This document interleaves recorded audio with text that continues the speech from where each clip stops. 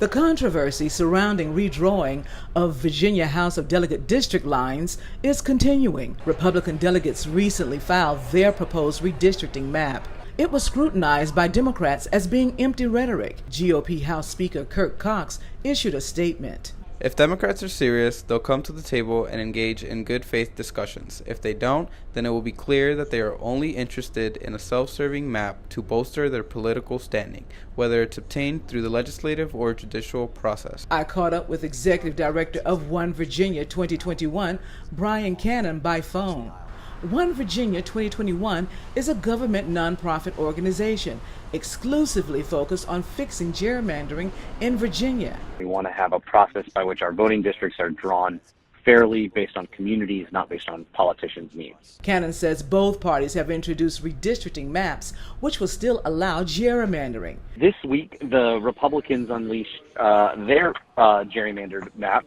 The Democrats did theirs a few weeks ago on August 29th. And the Republicans replied this week with their own. It's a real doozy, just like the Democrats' one was, and it's a partisan gerrymander for sure. He says the Republican map divides more neighborhoods up than the original map, which a federal court found unconstitutional.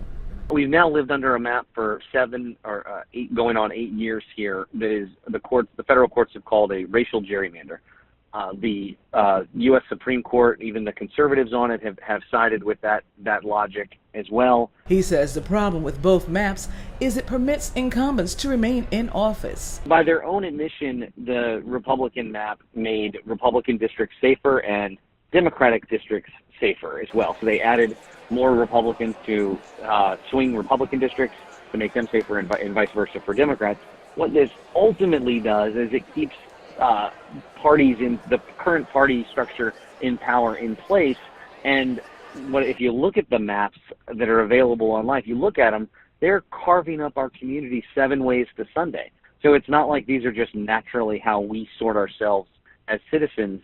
This is an artificial carving up of our communities to make sure everybody who's currently in office stays in office. Cannon says legislators should get input from residents when they are creating the district maps. The original map had the exact same problem. In fact, the Democrats and Republicans, in response to a court order saying that we got it wrong last time, are going back and doing the exact same thing they did originally.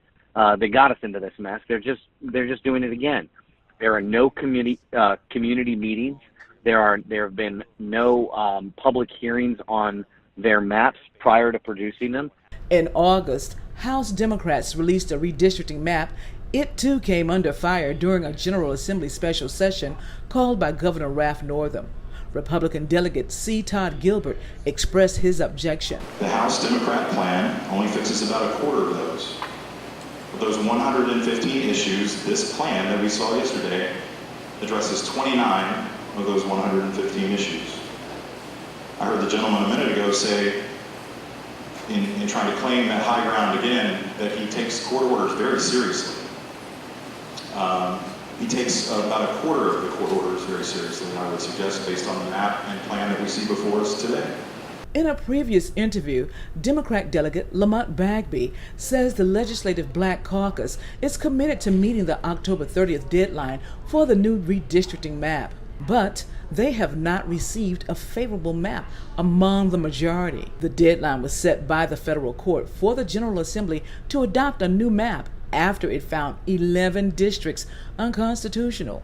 We introduced the map that we hope will be sort of the vehicle to get us to meeting the deadline. The Republicans did not see it that way. Since then, the governor has sent a letter to the courts saying that we're at an impasse, and the the Attorney General has since followed up asking the courts to draw the lines. And so at this point, I think that's what's going to happen. I'm still hopeful that the Republicans will submit a map, and that we will have a vehicle to work to collectively to do what we've always intended to do, and that is to make the maps constitutional, compact, but not saturating African Americans into respective districts. For this part, it doesn't look like anybody's proposed map from either the Republicans or the Democrats actually have a snowball's chance of getting passed and signed into law by the governor and approved by the court. And the real problem on this is the lens these politicians should use isn't their own reelections, it's the communities they're proclaiming to serve. And that's what's missing in this discussion. Legislators are scheduled to meet on the redistricting issue on September 27th. Elaine Rackley for Breaking Through News.